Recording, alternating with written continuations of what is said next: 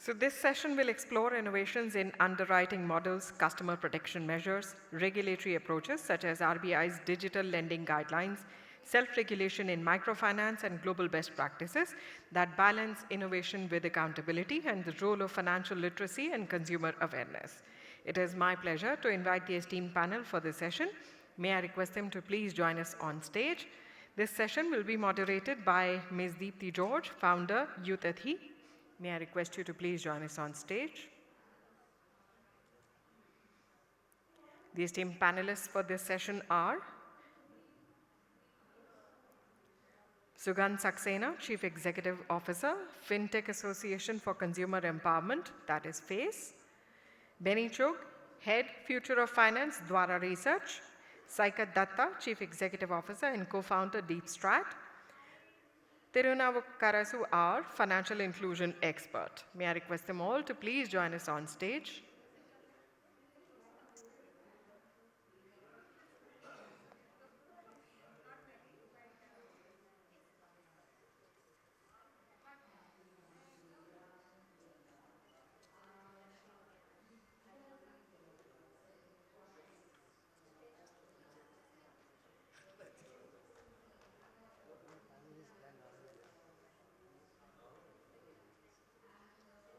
The audience will trickle in, but that's why I asked you if you're okay with.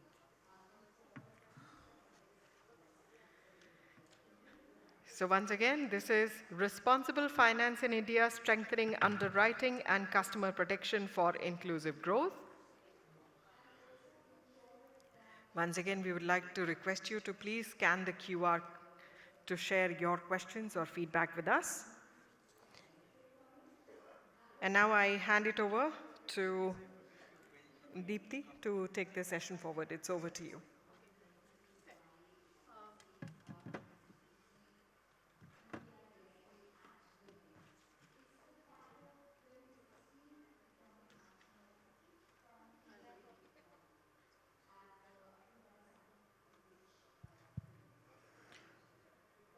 Okay.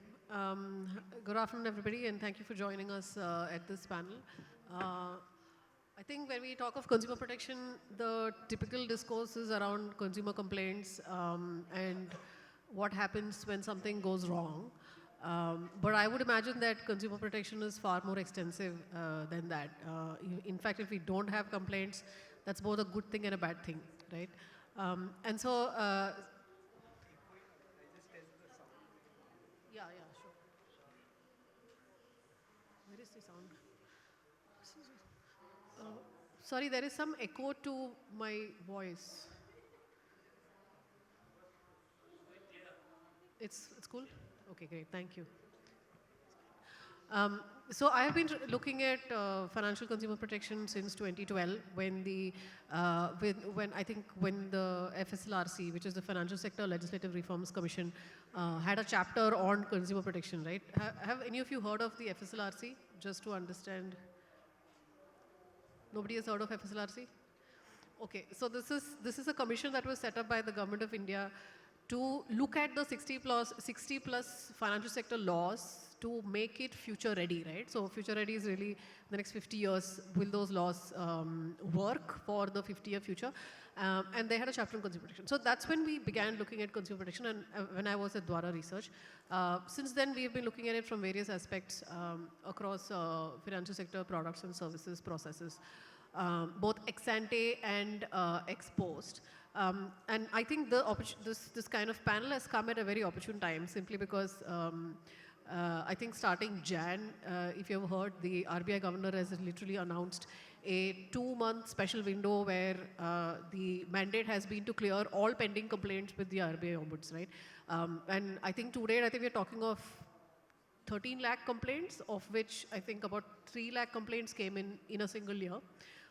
Just by, I would imagine that 3 lakh complaints isn't truly reflective of the nature of issues that people may have with their financial services provider in the country.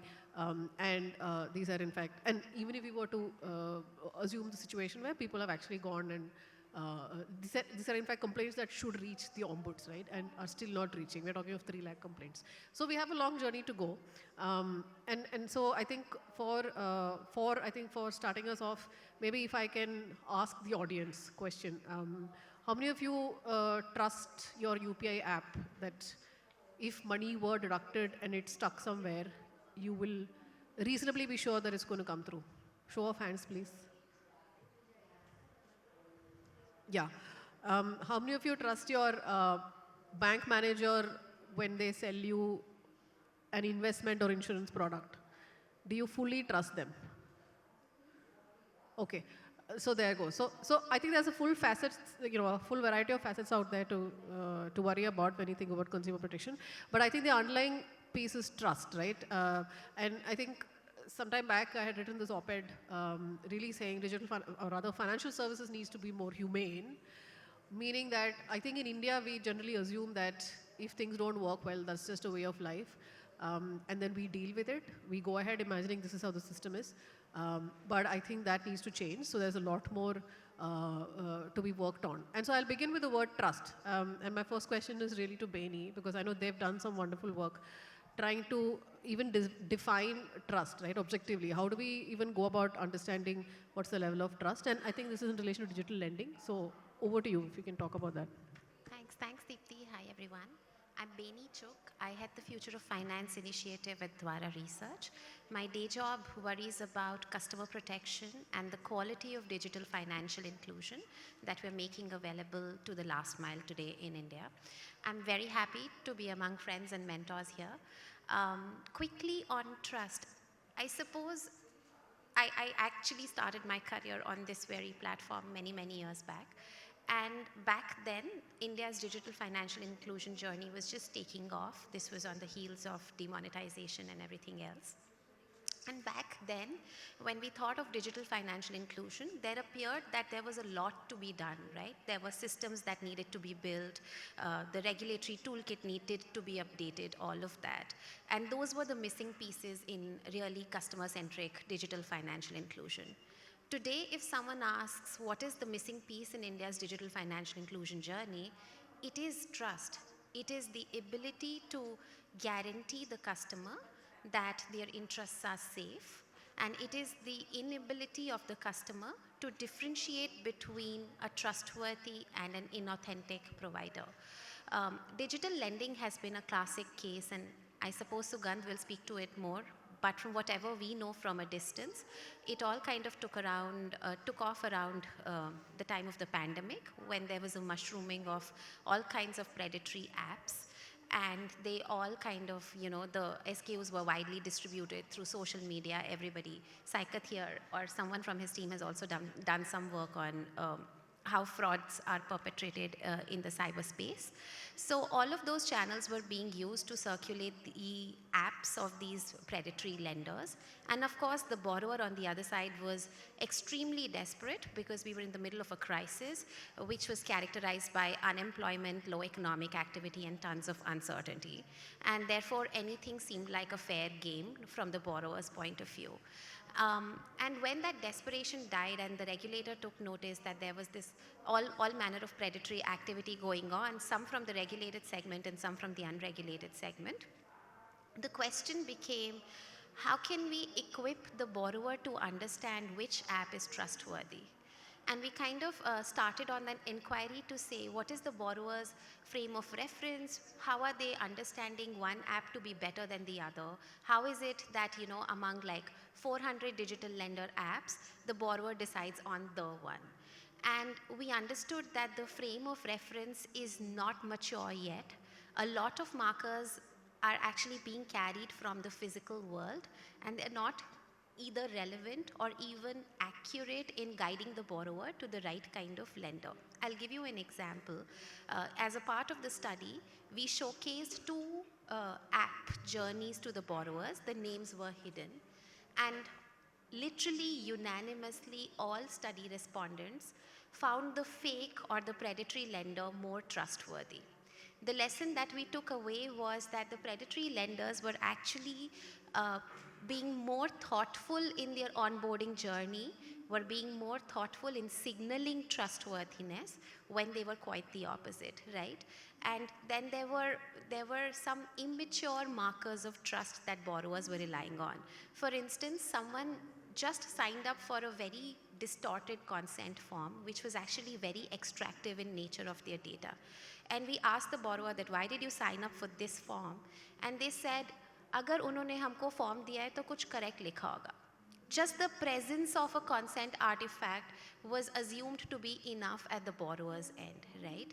So these are the questions that we are confronting right now, that the world is changing and the predatory actors, as always, are 2 steps ahead. But there are no markers available for the borrower.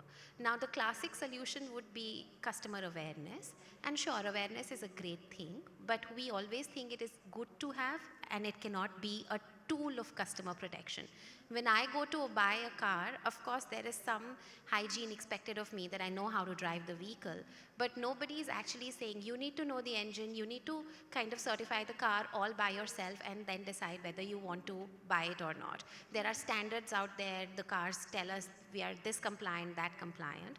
But that kind of a safety network is sorely missing in financial services, and the customer is expected to kind of act on their feet and navigate this difficult system, especially when they're distraught and their emotional bandwidth is quite low. So we do think that there's tons to be done by SROs, there's tons to be done by regulators in terms of doing the hygiene check for the customer to say, this is the safe space of 100 lenders, and now go and decide. But I think that gatekeeping, that accreditation, that marking, that signaling of trust needs some kind of regulatory and system level oversight, that the customer so the customer only has to trust the regulator or the SRO that they have done their job. I'll pause here, Deepti. Okay, thanks, Benny. So I think next question is to Sugandh. There have been a flurry of activities from the RBI, right, over the past year. So I think there's a digital banking harmonization regulations. There is the BSBD account regulations, payment aggregators, and then the digital lending regulations which came in 2025, but all of these have implications as it flows into 2026. There are certain things which kick in from the beginning of 2026, from April 2026. I just want to understand, and also because the RBI governor has in fact stated that enforcement is actually a backstop, not a tool that is going to be used extensively. That means then the buck stops with both the institution, so regulated entities, as well as any outsourced third-party activities, and anybody else in between, right? And so we're talking of SROs and industry associations. How are you seeing this space in terms of how do you figure out what kind of priorities to follow, and what are those levers that you use to actually look at all of your membership and their behaviors? Thank you, Benny, and thank you to Access for having me here. I completely agree with what Benny was saying, right? There's a lot of expectation for so-called, consumer or the common person, and saying that, he or she can actually decide is lot to, imagine. So obviously, while customer education has a place, but at ecosystem level, we have to ensure that customer can exercise choices rightly. And in India, I guess it's combination of, both prescriptive and principle-based regulation, which has its both places. So if you look at, again, take example of digital lending, there are things which are very, very specific. They can be as specific as, what kind of data one can take, how the disclosure will happen, and, what kind of partnership. So there's a lot of, very, very minute prescriptive level thing. But eventually, when I think of this as an ecosystem level, then how on earth, any regulation can cover for all the scenario. It's just impossible for anybody to do that. And eventually, as they say, the law is responsibility, right? Because this is how, we have to feel.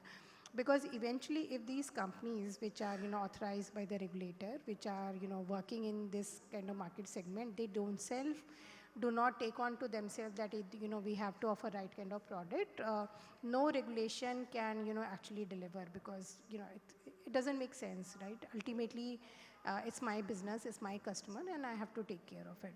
In terms of priorities as a body, I think there are many layers to it. When we talk about consumer protection or consumer empowerment, it's not a binary concept. It's an evolving concept which everybody has to work towards.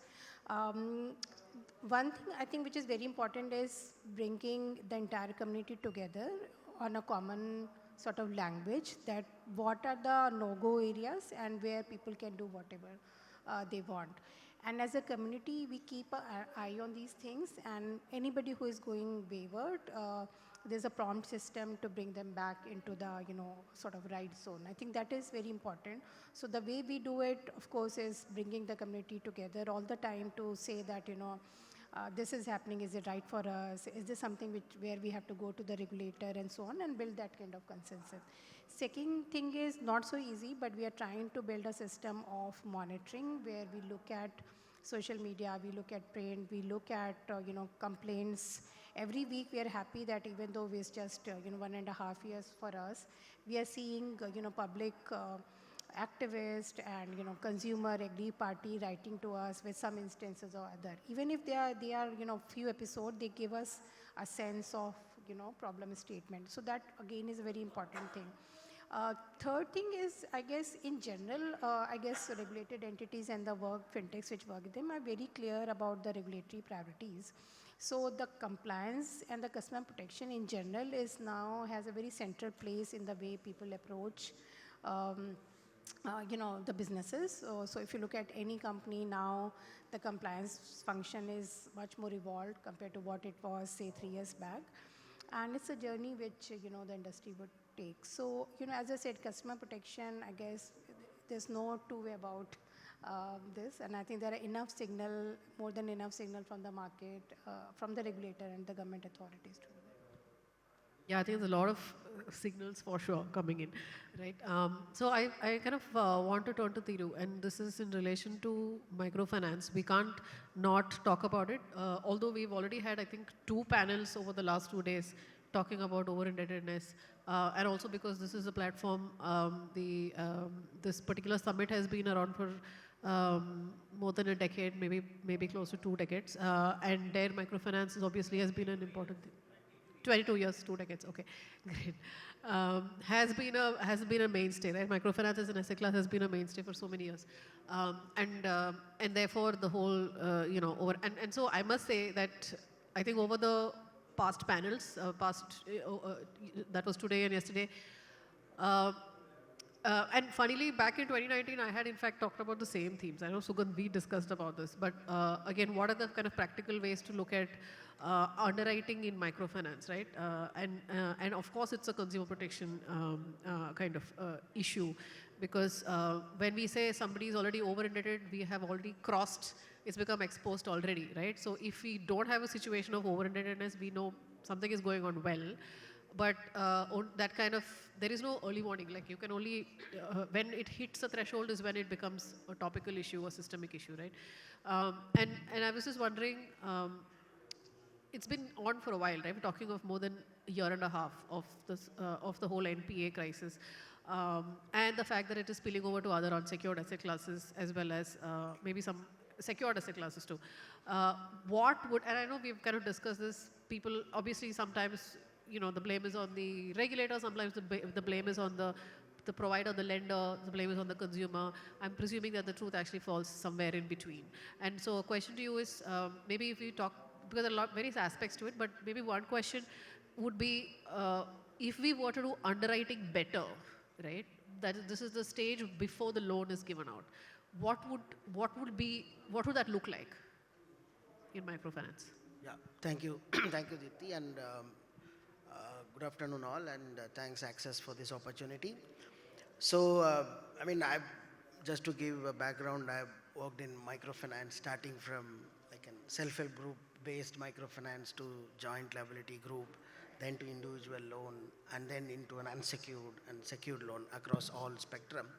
So what, as you said, that credit underwriting process for a microfinance customers or that segment of customers is as of now it's a credit bureau based and then exposure based kind of how many number of loans they have, whether more than 2 or 3, and how many, and based on the repayment history and stuff like that. See, one thing as an immediate aspect, what I see is, see, we should think from a overall household income perspective, not just from a loan to loan perspective. Like overall household income, or from a, if they're running a business, like an overall business income perspective. The thing is, it's very difficult to kind of do a cash flow assessment for a microfinance loan or a smaller loan when there is no data availability in terms of revenue data, whether it's a bank statement, or any other. I mean, UPI data is there now; it's good, but still, it's.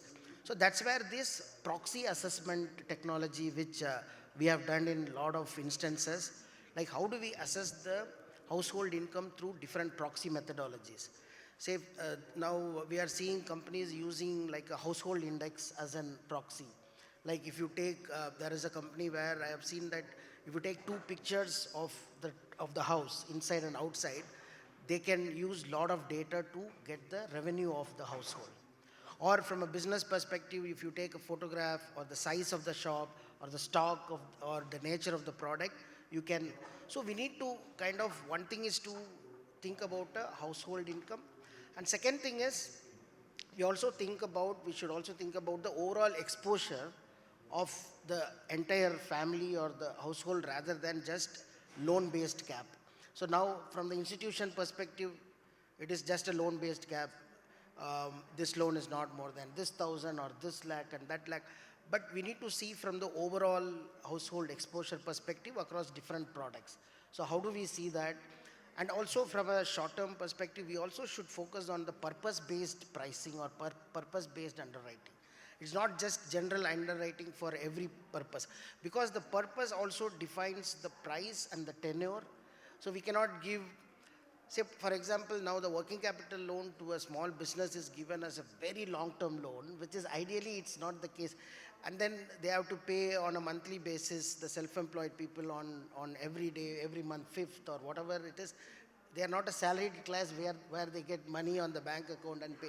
So the repayments are not so customized towards the nature of the business. So these are all the long-term things which needs a lot of things. But from a short-term perspective, these are all some of the steps we can take for. But in a long term, we need to use a lot of data, whether it is a credit bureau scrub check or through an account aggregator. How do we track their revenues so that we give them early warning signals in terms of monitoring, not just doing a credit score at the origination time, but how do we keep on monitoring their scores on a monthly basis using the data, external data, which is of course available available in public. So that's the way I see from a credit scoring to like a credit monitoring or credit orchestration. So to answer your question, it's lies in between the institution and the consumers, and in my view, less on the regulator part. And do you see movement towards some of these ideas that you're suggesting in terms of underwriting? Is there movement? Is the Yeah, of course, of course. See, I can see one level above microfinance in the unsecured loan and the secured loan. Cash flow based lending and business cash flow or a household cash flow based lending is very, very prevalent. But how do we do that digitization or loan decisioning automation in microfinance? See, process automation is happening in MFIs and the decision automation is not happening. Decision automation is just happening based on the constant variables, the constant parameters like bureau and but not based on the cash flow, which is what is the very not an easy thing to crack it. But if we do that based on a lot of data points, we have external data points based on different pin codes, different geographies, different business types, then it will become more into a cash flow based, productive, purpose based lending, which can reduce the risk from the lender perspective and from the borrower perspective. Okay, I'm going to turn to Saikat now. I think we've talked about underwriting and sort of lending, both digital as well as microfinance. But financial inclusion is much more vaster than that, right? So because I mean, if we look at banking complaints, I think 85% are, in fact, the ombuds complaints, 85% is about banks. And then comes NBFCs, and then comes, I guess, payments, right? So let's talk about digitization. I think the whole, even before a UPI or an India stack, that revolution has happened or has been introduced. There was significant digitization underway, right? Digitization of processes, digitization of the entire customer life cycle in the banking space. What is your vantage point, right, when you look at all of this from Deep Strat, and then what is, and even outside, but what do you see? What are the big issues there that you're seeing? I'll stick to my core area, which is like fraud prevention or law enforcement view or angle to financial inclusion and the role that they play to do fraud prevention or consumer protection. And I'll start from where Benny sort of spoke about how in her research and your research, this was coming out that, which are the safe digital lending apps to start with. What we are now seeing is that there's been a fundamental and a very paradigm shift today, where earlier, think of the fraudster now as an entrepreneur, just for the purpose of that. I am a fraudster, I have an institution to run, I have to do my P&L, so how many people can I net? So I start by doing a malicious app, which I put through either on the App Store or if I'm lucky, maybe goes to the... But the problem here is that I still have to wait for people by word of mouth or through social media advertising for its discovery to happen. So it's maybe my ROI is going down. But see how beautifully that has now moved. You have very good regulation. You have very good inclusion parameters. Digitization itself was a huge move for greater inclusion. But now I've repurposed that to attract my fraud. As a result, what I am now seeing here is banks have to do AML. Banks have to do certain kind of protections against fraud detection, DLP, all kinds of tools, etc. And yet, none of that is working for the simple reason you're using social engineering now to defraud someone who, using those very tools which were meant for inclusion, are now legitimately passing on money to a fraudster. So as an entrepreneur of this fraud stack, if I can call it, I'm actually doing very well. Because now the institution which was supposed to add inclusion is increasing my ROI. But the second thing that's also happening here is that a lot of checks and balances which were supposed to protect the consumer as an ecosystem is actually adding to my credibility, which helps me in carrying out social engineering. For example, I'll give you a simple example. When we went through a lot of FIRs, we found one bank allows you to log in using your registered mobile number. So the fraudsters would buy hundreds and thousands of phone numbers and keep attempting on the website till somebody would offer forgotten password. Moment they know that, they have now identified that number with that particular bank. So when they give a call to the potential victim saying that I'm calling from your bank, trust is established. Then they say, we'll give you this link. Now all those links that were supposed to be sent through valid SMS or valid OTPs, etc., are now being repurposed for that entire fraud stack. So you are now using good regulation, you're using good protection, you're using good AML practices, etc., to actually increase my income as a fraudster. But the one thing that I just would like to also, and this is the interesting part, many of us while using credit cards would get a call on checks, and I'm not talking about slightly higher end transactions, to say, is this really you? So the credit card companies would do it. But if you see a spate of the really high end, like a few days ago, the wife of a retired IPS officer who was defrauded in several crores, etc., you see, because of certain fear factor, etc., even the wife of a retired IPS officer can fall prey to stuff like digital arrest. But at a time like that, when she is allowing payments to go through, neither is the bank's fraud or AML kicking into effect to say that, is this really you? Is this behavior anomalous to your usual behavior? and are there payments, and they have a very good profile of those customers, like are they working, are they within the retired, so you have age as a factor, you have their registered mobile, etc. Within that you have a clear pattern. So if there is something, suddenly there's a spike in that pattern, and yet those banks are routinely failing to address some of those. So what we are now seeing is that when it deals with fraud, in cybersecurity it's a much now it's easier for us to say it's a much easier problem to solve, because we had established, like you have the CVE format, so globally we know what's happening. Because of the RBI and under IRBT you have the ISAC, so banks and financial services who are members are ready to share intelligence, etc. But when it comes to frauds, what we are seeing is there is the victim or the consumer, there is the financial services and banks, and there is law enforcement. The BFSI sector is trying to address this in some ways without talking to law enforcement. Law enforcement is trying to do some of this, but in an adversarial manner with the BFSI, and both of them are not including the consumer at all in any of this. So that's a huge gap that is impacting us.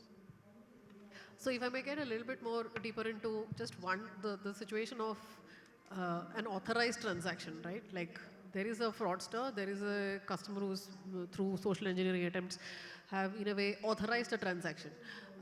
What's the recourse there? I mean, of course there is a current state, but what is an ideal state to get to? Because I think the RBI's liability model in fact covers only unauthorized transactions and then money lost because of that. Is this a sort of is this a catch-up? There is a need for that catch-up of the regulation. And what do we do in those kinds of situations? I don't know if you want to comment on that. One, of course, is catch-up in the sense that can we think in terms of compensation? And I don't mean compensation, right now I'm not speaking it in terms of the consumer, but compensation in a way to regulate the financial institutions a little more, to put in more effort, systems and tools to ensure that you should be able to catch this kind of behavior or anomalous behavior and prevent it from happening. The other thing that we really need to look at it is, at the end of the day, the consumer is where your best intelligence actually comes from. Because you, let's say I am the fraudster, I'm back in my fraudster role, you are my target, I may be lucky or I may be unlucky. Either way, you have received a piece of information or intelligence in the name of a number or an email, etc., which is valuable to you. Try reporting that to our current portals, whether it's 1930 or on the National Cybercrime Portal. You will not get any luck. And it's very difficult, the UI, UX is very bad, etc. So you say, okay, no harm done, but that same number is constantly now trying 10 others, and in one district we did this data analysis. We took 3 years of data of registered complaints, and we found one number was defrauding people in the Gurgaon, Noida region for 3 years, and nobody, the banks which was allowing payments to go through, did anything. Law enforcement didn't have a clue, even though they were registering FIRs about the same number, and victim after victim was falling prey to it. Yeah, I mean, anyway, so I think we had, I know Benny and I, we had done a white paper with the Data Security Council of India back in 2024. And I was just curious to see what's the latest on real-time data sharing. Is it possible to catch the fraudulent actor before transaction? I mean, it's not to say that, okay, we need to catch the actor, but rather can you prevent it, right? By real-time pop-ups that come in to the consumer when they're going to transact. I know that in Google Pay, yes, for me at least, pop-ups do come in, which was interesting. But I just wanted to know, I would presume that that is within the system of Google, right? It's not that TPAPs are sharing data with each other. So what's going on The today? short answer, can real-time data sharing be possible? Yes, it is. Because in much more complex theaters, like, pardon me for saying this, but let's say you take war. During conflict, when nation states fight, etc., we are launching off missiles and we are countering missiles in fractions of seconds, and they're much harder to detect when they're incoming and much harder to target your moving targets, etc. But we've seen how modern warfare has changed dramatically. When you have technologies and frameworks and tools available to say that real-time intelligence in no war situation is not possible is something very hard to believe. Yes, it is possible, but the problem here is that systemic gaps. Like for example, DOT is doing a lot of good stuff. Some law enforcement in some pockets, like at the central level, they are doing a lot. But law and order is a state subject. Are the states doing anything? Is anybody encouraging? Is anybody funding the states to do something? Is there any participation? The law enforcement and industry participation. Again, it's a very adversarial relationship. It's the old CRPC 92 and 102, and that's how it would start. And there would be hardly any collaboration in that. So because of lack of collaboration, because of the way the constitutional mandate about what is state subject, what is central subject, etc., there are a lot of gaps which nobody is actually addressing. There is a lot of work going on. So it looks very busy. If you were to put it on a dashboard, it will look very busy. But you will also see a lot of silos absolutely not connected to each other. So therefore, and we are seeing the fraudster today is innovating far faster than anybody. So they started with what Benny said, malicious apps. Then they went into using what I just discovered, and now you're seeing them exported to Cambodia, Laos, or Vietnam, or Myanmar, where hundreds and thousands of Indians who have been practically pushed into slave labor is doing. And where do they get there? We did a lot of interrogations, etc. All this data is coming from China. India data of Indians is coming from China. How did they get that? So that's the complexity that we're looking at. Great.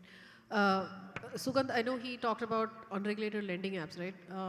I'm guessing that is a worry for you because, and for the regulated digital lending ecosystem, because it's very easy to get thrown into the bad actor. You also don't want a situation where sudden, significant or severe regulation comes in that then, catches good actors under the net. That is one worry. And then the other is this whole, it's not prohibited to lend in the country. I can lend to you if so there is no, and P2P lending in a way has been on for centuries. And so, and I know there was this whole banning of unregulated lending. There was that there was a bill that was released. What's the unregulated lending space looking like, at least on the digital side of things? And then I think the other question was again alluding to the whole sort of like attacks on systems, right? So the cybersecurity related sort of systems that need to be put in, etc. And I think FACE has probably used the codes of conduct as a means or a lever. How do you make sure that when somebody signed up to the code, they're actually implementing and they're holding those systems to the level of robustness that is required? So I think there are two questions in what impact you. Thanks. So on the first, I guess, 3 years back, we were dealing with a very grave issue of not 100 but 1,000 of these illegal loan apps, which bring a lot of reputational risk for the industry. Even today, we deal with that. So that was such a big. But exactly what Saket was saying, we saw because this became such a big problem. So both state level enforcement agencies, we saw likes of IFOC coming into the play. We saw regulatory focus in terms of saying what is illegal and what is legal, very clearly differentiating that. And then also from a private sector perspective, app stores and us coming together to say that, okay, let's get this mess cleared, right? So it was a long 1 year sort of effort where we all shared intelligence on a very informal basis. Again, at that point we never thought it's a good way to just create a platform. It was very nimble thing where every day we just created a spreadsheet. We were adding, okay, these are the illegal apps. This intelligence was going to Play Store. This was going to IFOC. And then we saw the pattern. We saw how they are doing it, exactly what Benny was saying, that they were creating better apps than most the legal thing, which essentially means they were much more sophisticated. And with that effort, there were changes which were done by the policy level at a Google Play Store level. So today the situation is, I can say with a lot of confidence that 90% of the time on the Play Store, you only get the genuine apps, right? Because there is a much higher level of scrutiny when any app is getting onboarded. There's a very high level of scrutiny on a real-time basis in terms of what is going on inside the app, and also, intelligence, because a lot of data is available from the customer reviews, there's action being taken. Much more, faster network between the state agencies and I4C to, say that, okay, are there apps which are still popping up, not on the main Play stores, but say through APK files and so on, which again is sort of flowing back to ensure that, enough information can be given. Of course, RBI has put out a list last year, which again has, very clearly saying, okay, which are the apps which are working with regulated entities. So in some sense, it has been a great, sort of effort to ensure that on the, formal side, not many such apps are there. Of course, they keep coming. They still, give it a shot. Of course, it's much more harder. But having said that, India is a very vast country. Not everybody goes to the Play Store. Not everybody is looking at the reviews and rating and going to the RBI website to check whether this app is part of it. And they get influenced by, going to a vendor and, buying a phone, and they say that, why don't you download this app and, just take a loan from there. Things like that is possible. And there's no way one can control, that. So I think this is where, much more, I guess, customer education would have very important role. While we create the ecosystem very clean, you cannot, digital world is a very much wider space, and you can't parole it, from all angles, and therefore that would become very critical going forward. So overall, of course, the problem is much smaller now, but it's not going to go away altogether. Yeah. So I just wanted to say, because I was in a room full of senior NGO folk, and I was basically talking about safe digital lending, and I had this on the projector. I had projected this RBI list, and people froze because it just seemed impossible to actually search and check whether the app that I have, somebody has suggested, is in fact part of that list. So what needs to be done beyond this? Yeah, so we are trying to do, a sort of interface. Again, it's early days. The list is not yet quite stable because the way integration has happened on the RBI website. But with, MicroSave is here. With their help, we are trying to create an interface, which is a very yes/no answer. So you just go there and find out, because I know it's very hard to get that.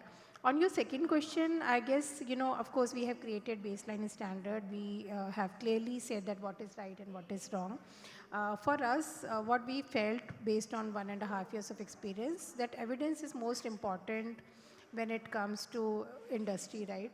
If I can show that, you have done something wrong, I think that is the best way to, change the behavior, not for that particular company, but in general for others. So we are focusing a lot on the monitoring side of it. So there are a lot of, I think last, 1.5 year, we have released close to, 16, 17 codes, not just for digital lending, but tech companies, collection, whistleblower, and so on. So whole idea is that nobody can say that we don't know what is to be done. I think there's enough and more information available. And now our focus is more around creating evidence when this is not happening. So we are going more by what is not happening, then checking what is happening sort of approach. Okay, great. So I want to kind of turn to Beni. We have all, I suppose the big question of, we discussed trust, we discussed sort of, trust-inducing unauthorized or illegal digital lending apps too, right? And so the question is about trustworthiness. What you described as, if there is a consent form, I actually believe that lender because there is a consent form, which itself is a great, which is a big step.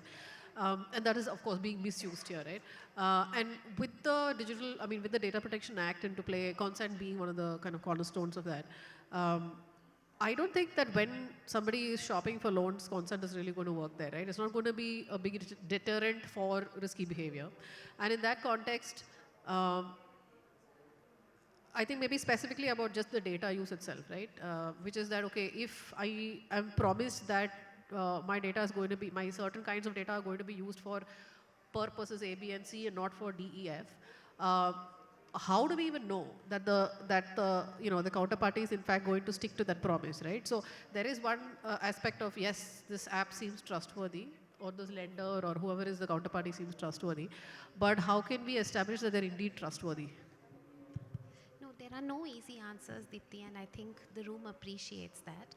Um, like in just going by the spirit of the language of the DPDP rules, sure, it seems that the consent we have is a notch above the consent that is prevailing already, or in the rest of the world, even if I had to stick my neck out and say that. Because the language is like the notice needs to be understandable regardless or independent of any other information. So we're really going towards the food calorie or the ingredient type prototypes that are already well tested in Europe and other places, that what is the form factor that really works. So what essentially this means for fintech, and of course others can chime in, from what I understand is this is kind of a decoupling of the data contract from the lending contract, right? Like right now when the customer goes, and this is coming from the primary study that we did, the customer is very afraid to ask. One is that the customer does not register that signing up for a loan is also transacting their data. They don't register it as a distinct part of the transaction. They just think, I need to give some documents and I will get some money. But they, and there are like tons of factors, behavioral, but also emotional, psychological, that the room I hope appreciates already. When you're coming from a scarce mindset, when you think that regulated credit is hard to get, when you're just in an emergency or an urgency, you don't pay attention to the data aspect of things. That's just how we are trained currently. And you just kind of say, okay, if I give you this, will you give me the loan, right? That's the conversation that is playing out today. What if consent done the way the DPDP rules imagine it, what that would mean is that consent is taken out, the data part of the consent is taken out, it is essentialized, it is made a thing of its own, and people are told, these are the 7 data points I am collecting, this is the purpose for which I'm collecting, right? Like that's the level of clarity and information that is ideally expected of the DPDP rules. It could be read down if we were smart or if we were to find loopholes, but in spirit, this is what it stands for. Now, to your point, how would that play out for the customer? It's very, very hard. It's hard because right now they're not registering data transfer as a part of the conversation. So when we tell them that you're sharing your data with X bank, and if you look at the terms and conditions, the very last somewhere buried underneath would be that this X bank can share your data with its partners, vendors, affiliates, etc. We tell them that, you probably, your data is everywhere because they have shared it. They're like, no, then I don't want to transact with the bank, right? So currently, information is also causing paranoia. So we do not know how that would play out initially. I do think it's going to be a journey where the customer and the customer care, as well as several customer communication methods and interfaces will have to kick in to handhold the customer to acquaint them with this process. Otherwise, we have seen early on in the AA journeys as well that dropouts because too much information was provided is also true. Can we assure the customer that the data protocols committed to by the financial service provider will be adhered to? I don't think so. I mean, and Saikat can come in, he's the tech expert really here. In principle, there's technology available. You could create vaults, you could create safe ecosystems, data could not go out, etc. But I don't think that's feasible for a digital lender. They're not scalable, they're expensive. DEPA is doing something, and that is about training data in a vault-like environment and designing models there. Again, I don't know how scalable that is going to be. So ultimately, like Sugandh said at the start, it'll come down to the intention and the integrity of the lender. One system level safeguard that we should think about is that the DPDP rules, of course, have audits for system SDFs, significant data fiduciaries, and those kinds of organizations. I think there is a real need and opportunity for the financial sector to come together to say, what is the auditing and accreditation mechanism? Can I come in and have an audit of the entity to say, how is your data traveling? And it's not new to the RBI, right? And the room knows it better than I do because I only have outsider knowledge. But there are already so many certifications and audits for payments, checking where the data is going, cybersecurity audits that are already happening. So I do think that that should provide a layer, but ultimately it will come down to the integrity of the provider. Okay, we have very little time left, but I think um, one theme, I think, again, which was mentioned across many panels, both yesterday and today, is this question of, the consumer needs to learn, or the consumer needs to be literate, or the consumer should know more, they should be taught more, etc.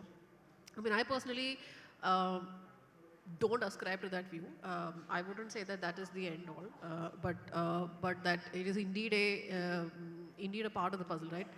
There is a need for educating consumers. But just on that, Thiru, I think question to you is, I think just again, maybe you can stick to microfinance or you can stick to sort of other kinds of asset classes that are implicated when it comes to underserved borrowers. What should lenders be doing, right, to ensure that consumers are fully understanding what they're getting into? Because I'm not saying that consumers are at fault here alone. I know we've discussed this a bit, but just on that conversation with the consumer, that interaction, right? What needs to be done better? Yeah.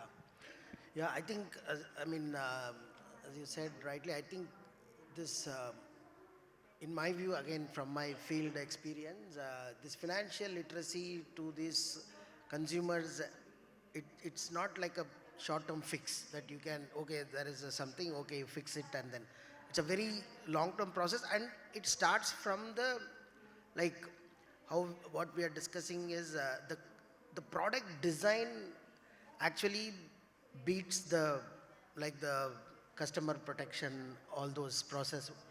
See, the product design, the features, how even the process, the policy, the product, everything, if those things are designed properly, whether it's a tenure related or pricing related, or the transparency in explaining the process. For example, people sometimes say, because of the pressure in sales and targets, they tell the interest in flat. They, and then after that, when they see the EMI sheet, it's like so different. So it is all, it starts from there. It's not just after some problem comes, you need to literate and stuff. It starts from there.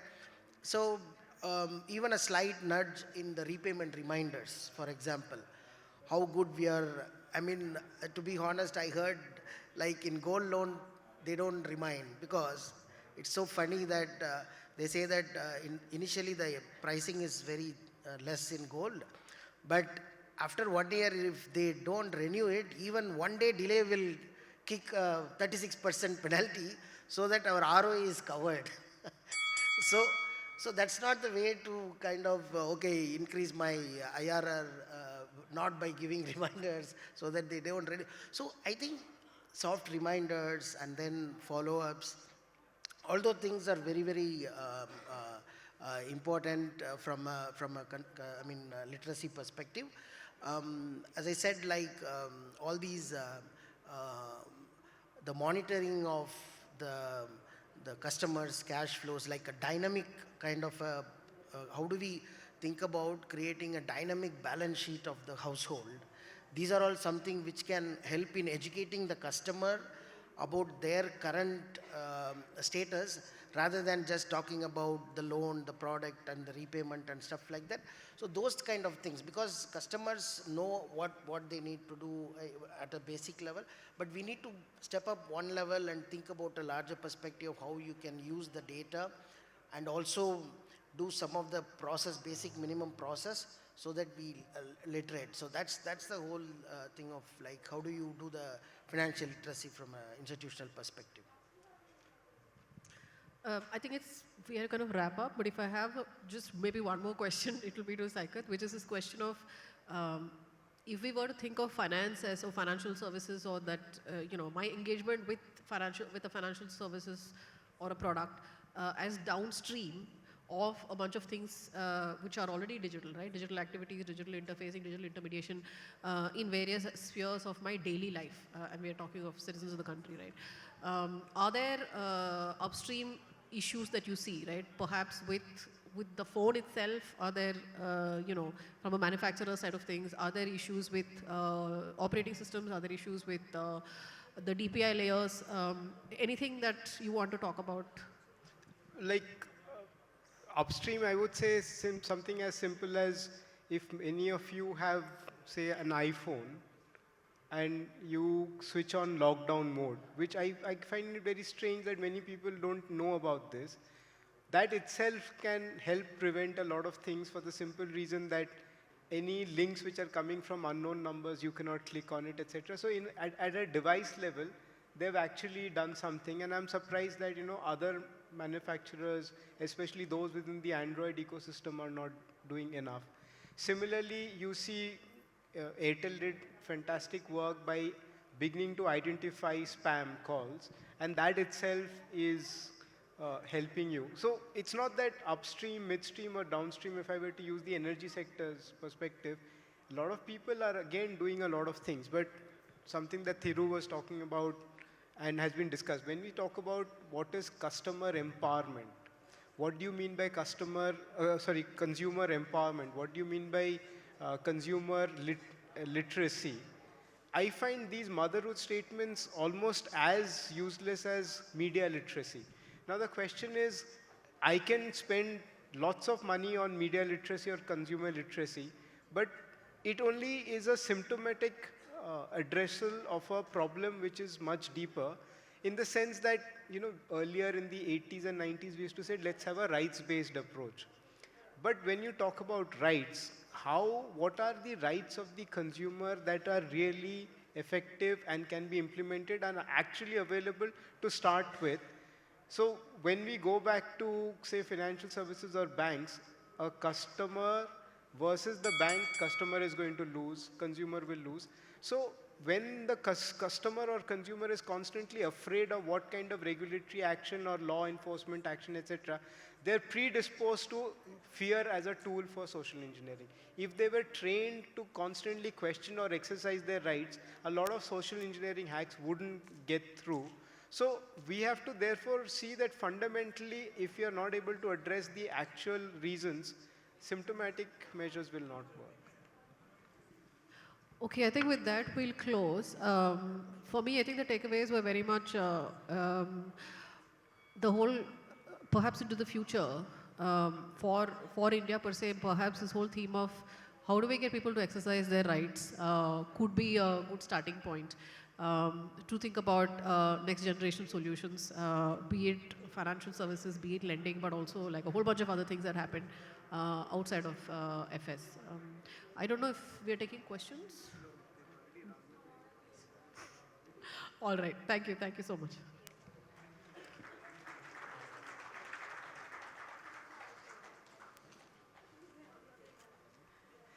Thank you for that session, and our special thanks to the moderator of this session. Thank you for effective moderation of this session. May I request you all to please join us front and center for a group photo op. We also have a token for you all.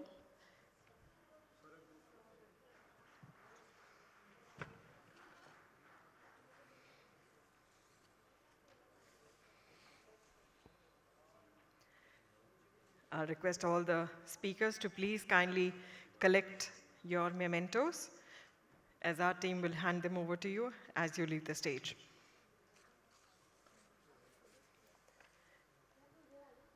We're quickly moving on to our next session, which is yet another fireside chat of the summit titled Bridging Vision and Scale, Unlocking Financial Inclusion for Every Woman.